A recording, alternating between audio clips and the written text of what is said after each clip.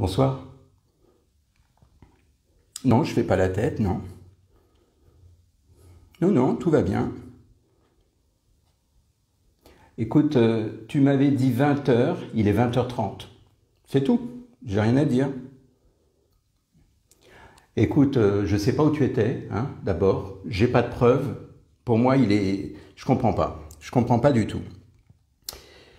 Bonsoir. À vous, je vous dis bonsoir autrement. Tout va bien. Non, non, c'est l'autre, là. Alors, ce soir, je vais vous parler... J'éteins ma petite loupiote parce que... Hop, tout va bien, rassurez-vous, tout va bien. Non, je vais vous parler de la jalousie. Et oui, la jalousie, ça existe. Alors, pas uniquement... Alors, bien sûr, il y a plusieurs formes de jalousie. Il y a la jalousie qu'on peut trouver en famille. On peut être jaloux d'un frère, d'une sœur. On peut être jaloux de, je sais pas, moi-même d'un parent, d'un cousin. La jalousie entre collègues aussi, ça existe. Jaloux parce qu'on voit que le collègue, il a eu une promotion et pas nous. Ça existe aussi. Et puis, il y a tout de suite notre ego qui est là en train de dire, mais pourquoi lui et pas moi? Ou elle, hein, voilà. Et puis, la jalousie dans le couple. Et c'est ça, ce soir, qui va nous intéresser parce que le couple, c'est le grand laboratoire, justement, du développement personnel, le couple. C'est génial, le couple, pour s'entraîner. Alors voilà, donc effectivement, il y a des personnes dans les couples, ça n'empêche pas qu'on peut s'aimer, seulement parfois, la jalousie, elle vient casser, en fait, elle vient détruire parfois la bonne entente dans le couple. Et du coup, évidemment... c'est pas facile quand on est très jaloux, quand on est là et parfois l'autre se sent coincé parce que il est obligé des fois de se justifier en disant mais bon sang, je t'assure, tout s'est bien passé. Il y a même des gens qui vont carrément pour histoire de dire tout va bien, je suis transparent, ils vont montrer leur portable, ils vont montrer patte blanche. Pour finalement arriver à se justifier pour dire mais tu n'as rien à me reprocher, tout va bien. Bon, je vous avoue, au passage, quand on en est là à l'idée de se justifier, ça veut dire que finalement, le jaloux est capable de réenchérir, en fait. Il est capable de demander d'autres preuves parce que ça n'est jamais assez, ça ne suffit pas. Et donc, si vous êtes face à quelqu'un qui est jaloux, attention à ce piège de commencer à vous justifier. Parce que si la personne commence à se justifier face à un jaloux, le problème, c'est que c'est une sorte de lien de cause à effet, pour ne pas dire d'effet boule de neige. Donc l'idée n'est pas de se justifier, sinon vous rentrez dans le rôle de la victime, et puis le jaloux devient le persécuteur. Donc il faut faire très attention si vous êtes face à quelqu'un qui est jaloux, parce que si vous commencez à lui dire « Tiens, voilà mon téléphone, t'as qu'à regarder, je n'ai rien à me reprocher », aujourd'hui c'est le téléphone, demain ça va être autre chose. Et en fait, à chaque fois, ça va monter en cascade. Donc c'est très important par rapport à cette relation dans le couple, quand quelqu'un est jaloux, le seul remède, c'est la confiance, c'est de retrouver la confiance mutuelle. Alors ce n'est pas facile parce que vous avez des gens qui sont, comme on dit, jaloux maladifs, et parfois on ne peut pas faire grand-chose, hein. Même si on cimente le couple, même si on est dans une relation de confiance, si la personne est vraiment dans sa pulsion de jalousie, c'est pas forcément gagné. Voilà. Il est évident que c'est un remède de pouvoir cimenter le couple, avoir de la complicité, avoir une confiance mutuelle. Ça, c'est le remède pour éviter d'être justement embarqué dans une situation de jalousie. Maintenant, malheureusement, ce n'est pas toujours facile. Alors pourquoi certaines personnes finalement sont jalouses alors qu'il y en a d'autres qui disent non mais tout va bien, je lui fais confiance. C'est ce que je vous dis, c'est le remède. Et vous en avez, tout va bien. Je veux dire, même si la personne dit je vais sortir, je sors ce soir, je suis avec mes collègues ou mes amis. Le conjoint, souvent, ça peut arriver, il dit ok, passe une bonne soirée, et puis tout va bien. Et puis vous en avez d'autres qui vont commencer à se dire tiens, c'est louche, pourquoi? On est ensemble, qu'est-ce qui se passe? Où il va, où elle va? Et au final, c'est de ça dont j'aimerais vous parler, parce que c'est vrai qu'il y a la notion d'insécurité, il y a la notion d'anxiété. Tout ça, ça se joue à l'intérieur du jaloux. J'allais dire parfois l'autre n'a rien à se reprocher, et c'est même d'ailleurs souvent le cas, tout va bien. Et malheureusement, la personne qui est intérieurement jalouse, elle a sa souffrance. Elle a sa souffrance parce qu'elle a des choses qu'elle n'a peut-être pas encore réglées. Alors ça peut être des traumatismes, ça peut être par exemple le fait que peut-être un jour, eh bien, il y a eu un souci avec un ex. Par exemple, peut-être l'ex avait, je sais pas moi, avait été un petit peu trop loin, peut-être elle l'a trompé ou je ne sais quoi, et puis du coup la personne a gardé en mémoire le fait que peut-être que dans un couple, ce n'est pas toujours fiable. Donc ça peut être ça, même si ce n'est pas le cas aujourd'hui. Donc en tout cas, il y a l'insécurité affective, ça c'est certain. Il y a aussi une notion importante, c'est que parfois, enfin même quand je dis parfois, j'hésite entre le parfois et le souvent. Une personne qui est jalouse, elle est dans une notion de possessivité. C'est pour ça que j'hésite entre le parfois et souvent, parce que tout dépend du degré de jalousie. L'idée d'appartenance, l'idée de dire en fait, on est ensemble, tu n'as pas de raison d'aller, par exemple, te balader ou de rentrer plus tard ou ce genre de choses. Et ça, effectivement, c'est très déroutant parce que ça donne l'impression qu'on appartient à l'autre. Et qu'en fait, si j'ai envie de faire 2-3 courses et de rentrer une demi-heure plus tard, comme mon introduction tout à l'heure, eh bien là, je n'ai pas le droit parce que c'est comme si mon conjoint me surveillait. Donc il y a une sorte de surveillance, il y a une mainmise, et c'est comme si en fait je lui appartenais. Vous savez, à une époque, peut-être que vous n'avez pas tous connu ça, mais à une époque, il y en a quand ils parlaient de leur conjoint, ils disaient ma moitié, comme si tout seul je n'étais pas entier. Et en fait, ma moitié, ça veut dire qu'il y a une partie qui m'appartient, qui fait que on représente le couple uniquement avec nos deux moitiés. C'est triste quand même, parce qu'en fait, on n'est pas des moitiés. Je veux dire, vous existiez avant d'être en couple, et si vous l'êtes. Et en fait, l'idée, c'est, comme je l'avais dit récemment, j'avais parlé de 1 + 1 = 3, c'est-à-dire que une personne, c'est une entité à part entière. Le conjoint est aussi une entité à part entière, et une troisième entité se forge avec le couple, c'est l'entité du couple. Mais le couple, ce n'est pas deux moitiés qui se réunissent. C'est pour ça d'ailleurs, je pense que ça a disparu, mais c'est vrai que ça fait drôle quand on entend des personnes d'un certain âge dire oui, je vais demander à ma moitié. Sous-entendu, moi tout seul, je ne peux pas, je suis pas entier, il me manque une partie. Et donc, cette notion d'appartenance, c'est assez subtil parce que, évidemment, c'est une question d'ego. Parce que si j'ai l'impression que l'autre m'appartient parce que, par exemple, on s'est marié, ou parce que on s'est pacsé, ou simplement parce qu'on est en couple, parce qu'on s'est mis ensemble, eh bien, de quel droit la personne m'appartient? Je veux dire, la notion de possessivité, c'est vraiment l'ego qui l'a créé. C'est-à-dire qu'en réalité, on n'appartient à personne. On est des individus à part entière.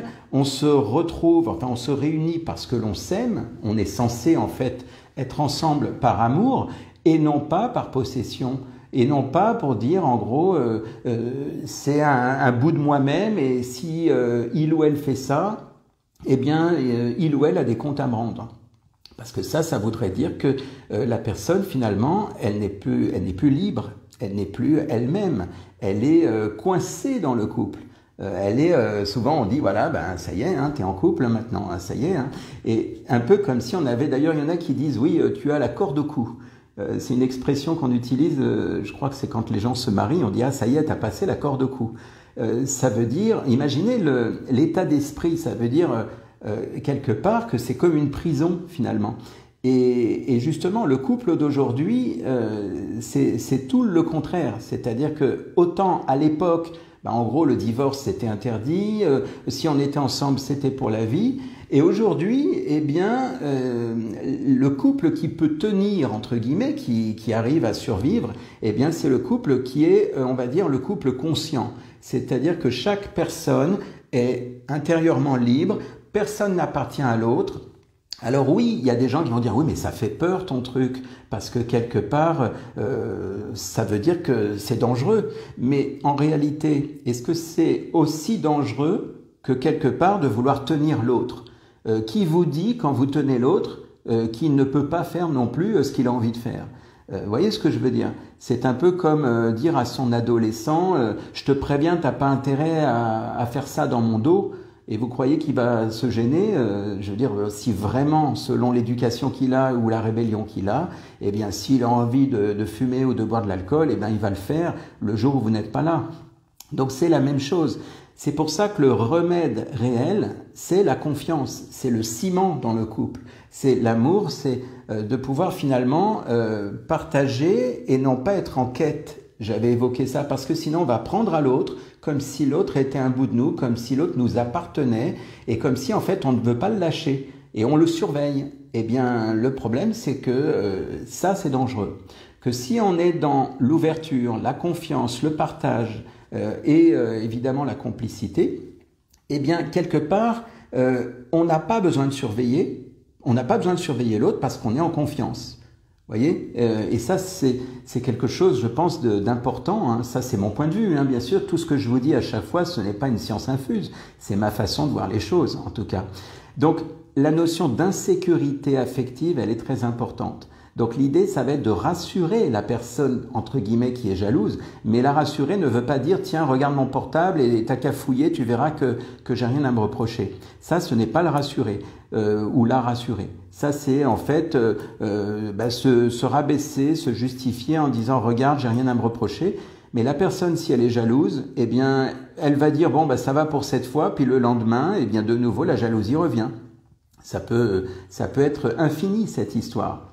Donc, qu'est-ce qu'on a dit d'autre? Alors, il y avait effectivement cette insécurité affective, hein, le sentiment finalement d'être en danger, c'est-à-dire, tiens, mon conjoint m'avait dit qu'il ou elle rentrerait à la maison à telle heure, l'heure a tourné, alors que peut-être que la personne, elle a fait des courses, qu'elle a croisé, je sais pas moi, un ami, une amie, et alors? Je veux dire, la vie, c'est pas uniquement le couple fermé, cloisonné.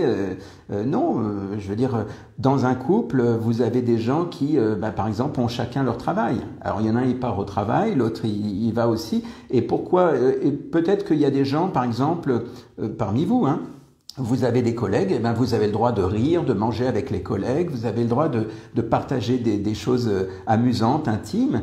Ça ne veut pas dire que vous allez tromper votre conjoint à tout va, en quelque sorte. Sauf que la notion de ciment, comme je disais, cimenter le couple, c'est ça qui va permettre justement d'éviter cette fragilité dans le couple.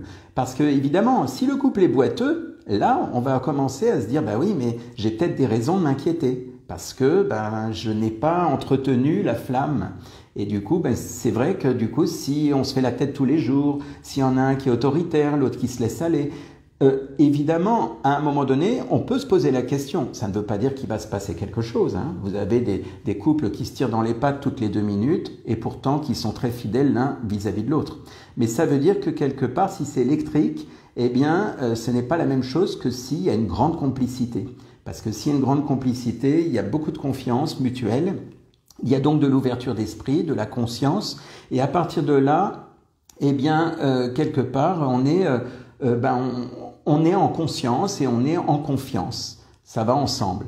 Voilà. Et en fait, à partir de là, eh bien, ça devient beaucoup plus agréable parce qu'il y a, je veux dire, une notion de, j'allais dire, de respiration, de liberté. C'est que on ne se sent pas épié, on ne se sent pas quelque part comme si on était surveillé en fait. Voilà. Donc cette notion, elle est importante. Et puis, comme je vous disais, les anciens traumatismes, ça joue aussi. Il est évident que s'il y a eu une infidélité de par le passé, et c'est normal, comme on dit, chat échaudé, hein, craint l'eau froide, eh bien, ça veut dire qu'effectivement, si j'ai en mémoire le fait que mon ex, par exemple, a été infidèle, eh bien, oui, ça peut me remuer dans mon esprit si je tiens à la personne avec qui je suis aujourd'hui. Ça peut se comprendre. Maintenant, là où ça devient délicat, dangereux, c'est lorsque c'est maladif. Lorsque la personne finit par être jalouse, mais sans raison valable, juste parce qu'il y a 20 minutes ou une demi-heure de retard, juste parce que la personne, elle s'éloigne 5 minutes de vous pour envoyer un message à quelqu'un, et le jaloux ou la jalouse va s'approcher en disant « à qui tu écris? C'est quoi ce truc? T'as l'air de sourire pendant que t'écris, comment ça se fait ?» Et finalement, le piège, c'est que la personne jalouse va faire en fait un enchaînement. elle va finir par regarder de plus en plus les choses, les détails.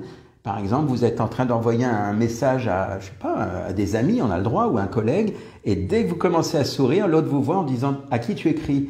Tu souris là ?» Comme s'il y avait une peur que la personne, finalement, vous trompe. Hein, voilà, en fait, soit infidèle. Donc, ce genre de choses. Alors, évidemment, il y a cette notion, comme je disais, donc, par rapport au passé, parce qu'on peut être traumatisé du passé. Et puis, il y a aussi le manque d'affection, le fait que la personne, elle a l'impression qu'on ne lui donne pas assez, que c'est vous d'abord, que vous êtes prioritaire parce que vous êtes en couple avec la personne, que c'est pas normal que vous puissiez rire avec des collègues ou avec des amis et pas avec vous. Ce n'est pas normal parce que vous êtes en général exclusif. Vous voulez que ce soit pour vous. C'est comme je disais tout à l'heure, c'est ma moitié. J'ai même déjà entendu des gens qui disaient c'est normal, elle m'appartient, nous sommes en couple. Et appartient, cette notion d'appartenance. Quand on meurt, on est tout seul, hein, au passage, même si on est en couple. Voilà, donc en fait, cette notion-là, elle est particulière et elle est bien sûr liée, évidemment, peut-être que je ne vous apprends rien, hein, mais elle est liée au manque de confiance en soi. Parce que si je n'ai pas confiance en moi, bien, comment puis-je faire confiance en l'autre? Comment puis-je avoir confiance en l'autre? C'est un effet miroir. Très souvent, on évoque cette notion d'effet miroir. Si je n'ai pas confiance en la personne avec qui je suis, automatiquement, ça sous-entend que moi, je n'ai pas confiance en moi. Parce que si j'ai confiance en moi, je suis complètement à l'aise, mon esprit est complètement ouvert.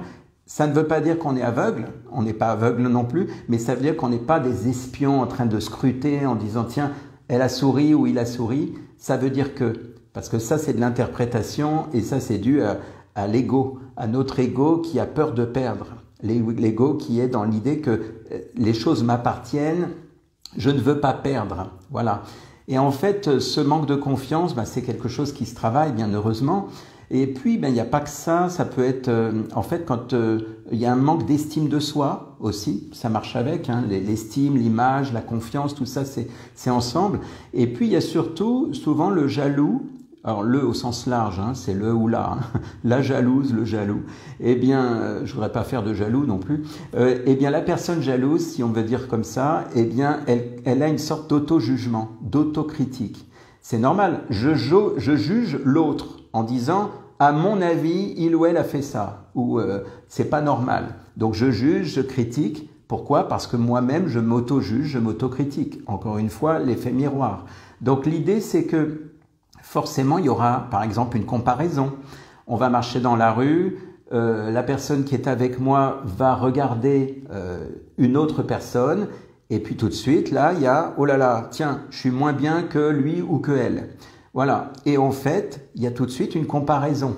Et ça, c'est quoi? C'est un manque d'estime, une mauvaise image de moi. Si je ne m'aime pas suffisamment, eh bien, je vais considérer que, tiens, mon conjoint a regardé l'autre, ça veut dire que l'autre est mieux que moi.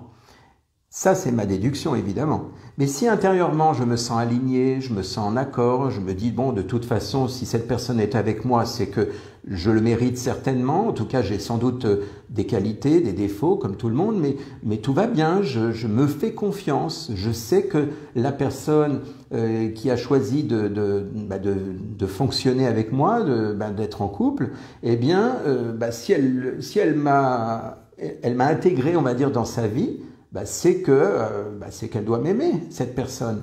Et voilà, normalement, c'est comme ça que ça fonctionne. Donc voilà, donc en fait, cette notion, elle est assez importante.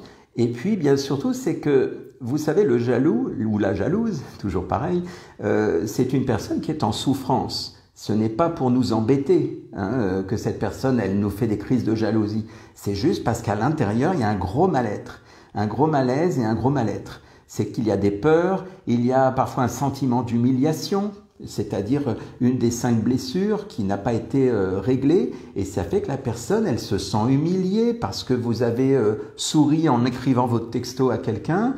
Voilà, ça peut être ce genre de choses. Ça peut être de la tristesse aussi. Je suis triste, je me sens mal. En fait, il y a plein de blessures, plein de choses qui n'ont pas été réglées et ça fait que, bien, à un moment donné, la personne a l'impression que c'est l'autre contre vous ou vous contre l'autre. Et en fait, ce n'est pas un couple après.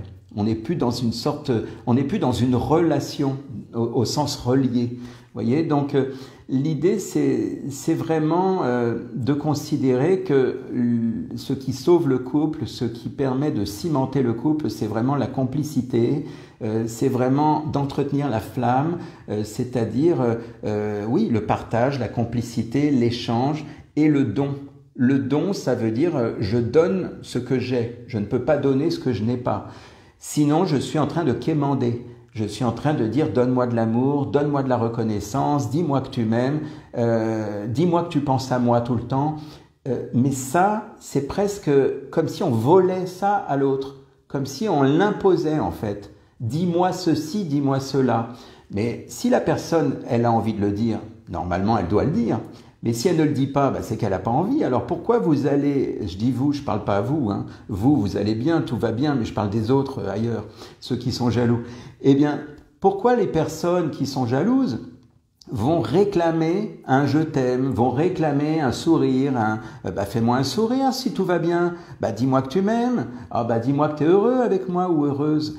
Et ça, c'est on quémande en fait, c'est une quête. C'est s'il te plaît, dis-moi ça pour me rassurer.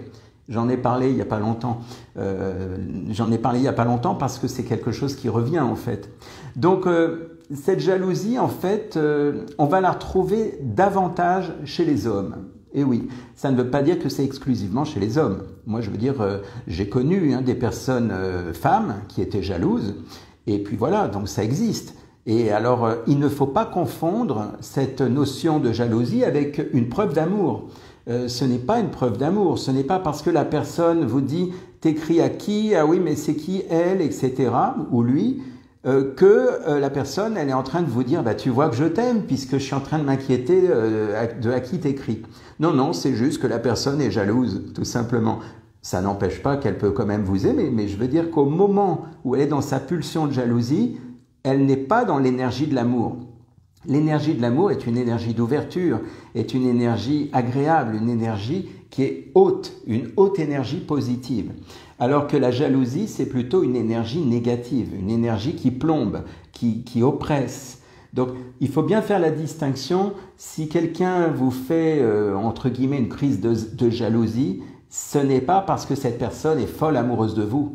C'est surtout que cette personne, elle a peur de vous perdre. C'est que cette personne, eh bien, elle a son ego à l'intérieur qui lui dit « Attention, il y a mieux que toi, etc. » Surtout si cette personne, elle est en mésestime d'elle-même, elle a une mauvaise image et une mauvaise estime d'elle. Eh bien, effectivement, là, ce n'est pas de l'amour, c'est simplement de la jalousie parce que la personne a peur.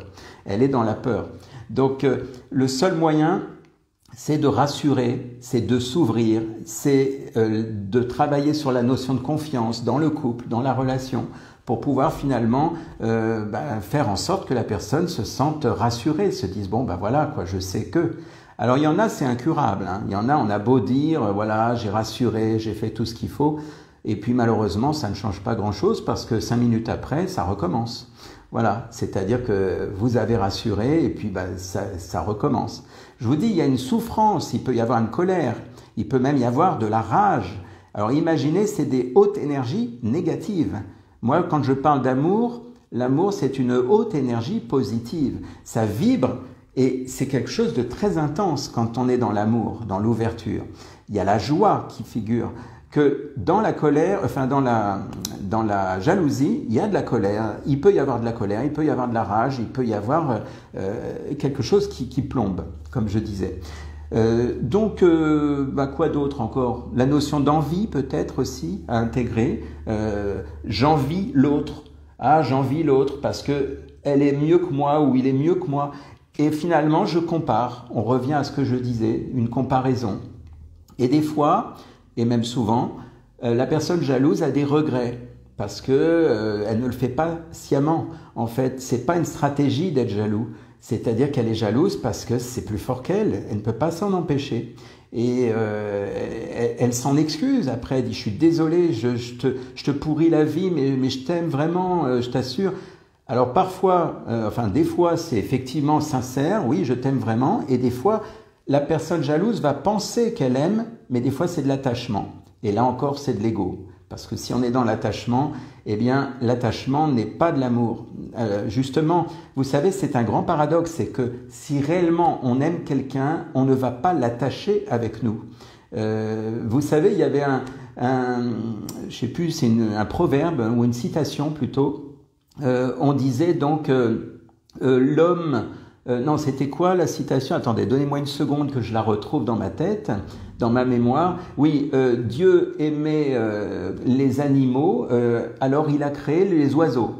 Et l'homme aimait les oiseaux, alors il a créé la cage. Vous voyez la nuance? C'est-à-dire que, quelque part, quand on aime, on donne la liberté, on est dans l'ouverture. Donc si on imagine Dieu qui a créé les oiseaux parce qu'il aimait la nature et les animaux, donc ça c'est bien, c'est l'ouverture, la liberté, c'est l'amour. Seulement l'homme aimait quelque part les oiseaux, donc il a inventé la cage. En gros c'est je l'aime donc je le garde avec moi, c'est ma prison, ça m'appartient. Et ça c'est dangereux. Voilà, mais enfin je pense que tout ce que je vous dis ça coule de source évidemment.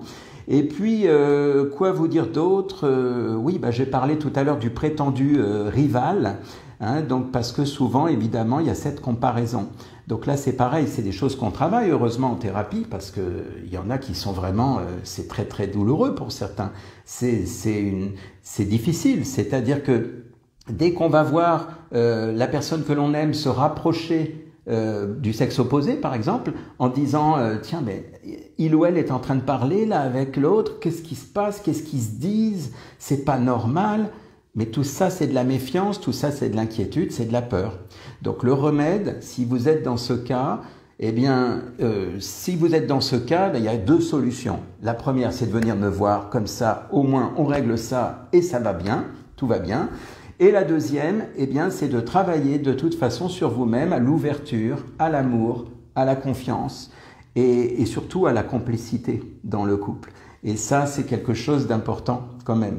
Voilà, donc c'est ça que je voulais partager. Je pense que finalement, c'est un sujet intéressant, il me semble. Dites-moi ce que vous en pensez. C'est vrai qu'après, c'est des notions, ce sont des notions qui, je pense, se retrouvent à chaque fois dans le couple, soit d'un côté, soit de l'autre, en fonction. Alors évidemment, si vous n'êtes pas en couple ou plus en couple, voilà, si vous n'êtes, bon, c'est mon cas, je suis tout seul en ce moment, eh bien voilà, si vous êtes célibataire, quelque part vous allez vous rendre compte que cette notion, elle n'est pas, parce qu'il n'y a pas cette notion de possessivité, d'appartenance, et tant mieux, c'est bien, mais là où ça devient intéressant, tout à l'heure je parlais du laboratoire qui était le couple, c'est justement une belle épreuve que de dire, tiens, j'ose aimer la personne, parce qu'il y en a qui se privent de ça, parce qu'ils sont tellement jaloux qu'ils préfèrent être seuls. Quand je disais que j'étais tout seul, c'est pas mon cas, hein, rassurez-vous. Mais il y en a, ils sont là en train de dire, non, je préfère, comme je disais l'autre fois, vaut mieux être seul que mal accompagné. Sous-entendu, si je suis trop jaloux, je vais me rendre malade, donc tant pis, je préfère être seul. Mais là, c'est une souffrance. Donc l'idée n'est pas d'être dans la fuite, dans l'évitement. L'idée c'est d'oser rencontrer, d'oser être dans l'ouverture, d'oser être dans l'amour, parce que l'amour se partage et ne se prend pas. Voilà, ça sera le mot de la fin, on va dire. Alors je vous souhaite une belle soirée avec tout ça, et puis n'hésitez pas, si vous avez des informations, des questions, des remarques, même entre vous, hein, pas forcément à moi, puisque je crois que je vous ai à peu près tout dit là. Voilà, bonne soirée à tous et puis à très bientôt. Non, bougez pas, je suis en train d'enlever quelque chose. Pourquoi? Parce que quelqu'un m'a mis un message là où il y a écrit terminé. Alors attention, 1, 2, 3, je coupe.